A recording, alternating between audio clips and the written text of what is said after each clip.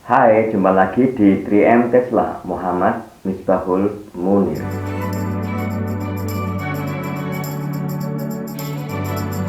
Kali ini kita akan membahas mengenai kesalahan penanganan DOC dari menetas sampai pemeliharaan awal di kandang dapat memicu ompalitis, kaki kering atau dehidrasi dan lemas. Berikut nanti pencegahannya. Banyak yang berpersepsi bahwa masalah ompalitis, kaki kering, lemas itu berkaitan langsung dengan bleeding fang. Spesifikasinya adalah diheteri. Jadi kesalahan itu tunggal, sehingga teman-teman biasanya langsung mengkomplain masalah ini ke hatchery atau ke breeding farm. Hal ini tentu tidak sepenuhnya benar teman-teman, karena ada proses panjang mulai dari DOC itu ditaskan sampai dengan dia dipelihara di dalam kandang. Ya, ada mulai dari setelah menetaskan di hatchery, lalu perlakuan di dalam hatchery, lalu ada transportasi, penyimpanan di gudang, baik itu di poultry shop atau di gudang pemilik kandang, lalu sampai ke kandangnya. Nah, telah saya jabarkan sebelumnya bahwa ompalitis kaki kering sampai lemas di video saya sebelumnya ya, menganalisa penyebab mengapa terjadi kasus ompalitis kaki kering dan lemas pada ayam broiler seperti gambar ini.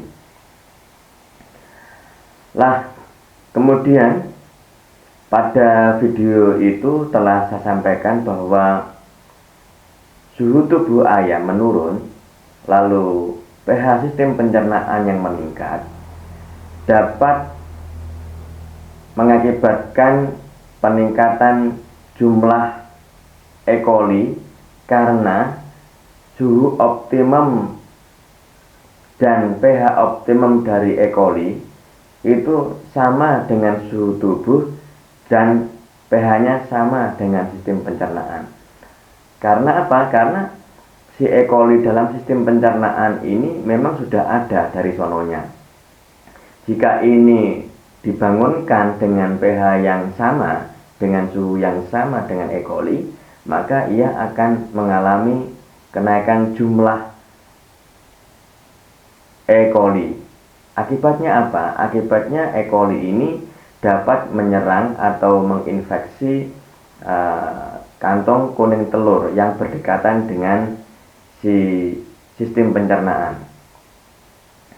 Nah, lalu kalau kita pahami ya secara detail dengan menganalisa jalur yang saya jelaskan sebelumnya, bahwa suhu tubuh yang menurun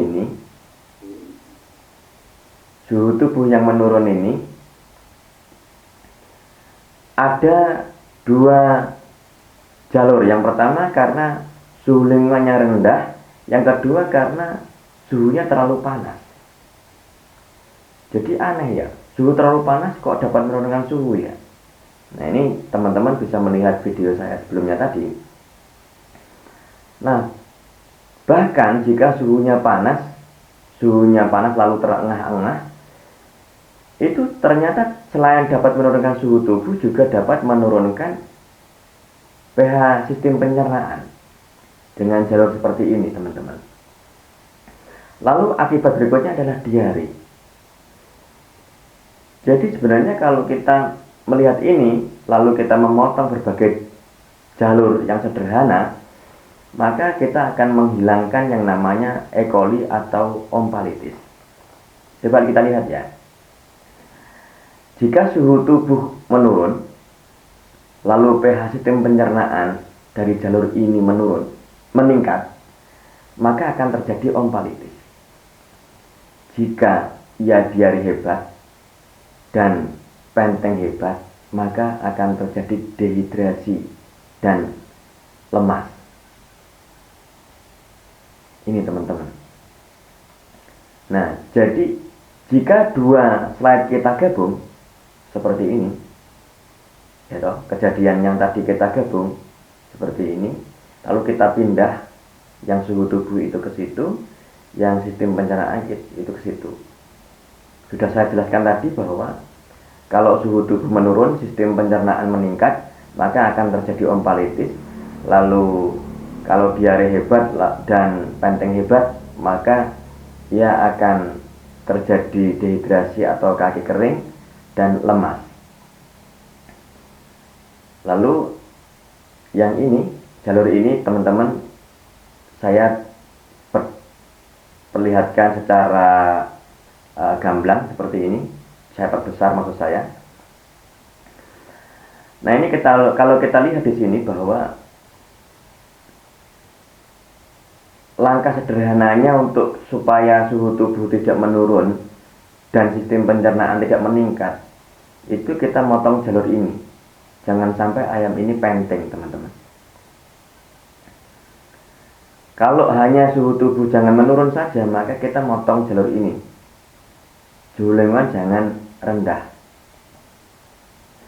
Lalu untuk motong supaya jumlah E. coli jangan meningkat, maka kita harus menerapkan biosecurity yang baik dan benar supaya jumlah E. coli ini jangan terlampau banyak, sehingga dapat mampu menjebol sistem pertahanan tubuh ayam nantinya. Nah, apa hubungannya dengan proses panjang mulai dari menetas sampai pemeliharaan di kandang? Tadi kan saya jelaskan bahwa ada proses panjang. Proses panjang itu mulai dari hatchery, di mana ayam itu menetas, kemudian transportasi di jalan, kemudian di gudang poultry shop jika ia melalui poultry shop atau melalui broker, lalu kemudian menginap di kandang, lalu kemudian perlakuan di dalam kandang, diberi minum, makan, dan sebagainya di dalam kandang. Nah, jika temperatur tidak diperhatikan, kelembapan tidak diperhatikan, serta tidak memperhatikan biosecurity, maka yang terjadi seperti tadi, teman-teman. Seperti ini.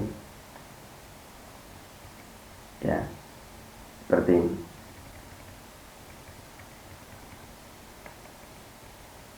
Ini yang terjadi ya. Nah, kembali yang ini. Nah, kesalahan umum kan kalau kita tidak memperhatikan suhu dan kelembapan dan tidak memperhatikan biosecurity di jalur manapun, teman-teman. Di jalur manapun. Kalau di hatchery tidak memperhatikan suhu dan kelembapan, ya kejadiannya bisa ompalitis. Kalau di jalan, di transportasi, ternyata ayam itu penting, ya bisa mengakibatkan seperti itu, teman-teman. Lalu di gudang tidak memperhatikan suhu, kelembapan, apalagi biosecurity, ya tentu bisa bermasalah. Nah, demikian juga di kandang. Nah, lalu kita tentu dengan melihat analisa jalur tadi, maka kita dapat melakukan upaya pencegahan di setiap jalur. Caranya bagaimana? Ya tentu yang pertama adalah jangan sampai suhu itu meningkat atau menurun. Jangan sampai pH itu, jangan sampai kelembapan itu tinggi, jangan sampai biosecurity-nya buruk. Yang berikutnya adalah upayakan agar DOC itu segera mendapatkan asupan makan dari luar. Untuk apa? Supaya segera menyerap ayam ini segera menyerap kuning telurnya. Kemudian jangan gunakan asupan pakan atau minum yang dapat mengakibatkan pH sistem pencernaan meningkat. Nah, ini upaya pencegahan umum mulai dari hatchery sampai kepada kandangnya itu seperti itu, teman-teman.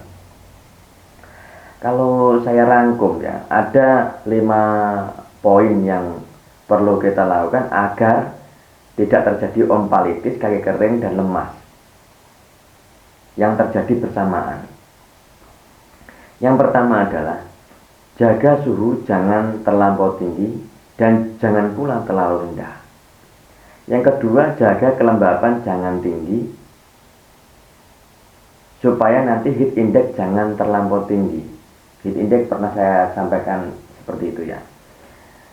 Lalu yang kedua, lakukan biosecurity dengan baik dan benar untuk mencegah jumlah bakteri yang terlampau banyak. Yang berikutnya adalah beri makan secepatnya. Nah, perhatikan video saya namanya dibalik nama DOC itu. Yang kelima adalah jangan beri air minum dan jangan beri makanan yang mengakibatkan pH-nya sistem pencernaan meningkat. Nah, ini perhatikan di pengendalian amonia ya di video itu. Nah, teman-teman, semoga ini bermanfaat.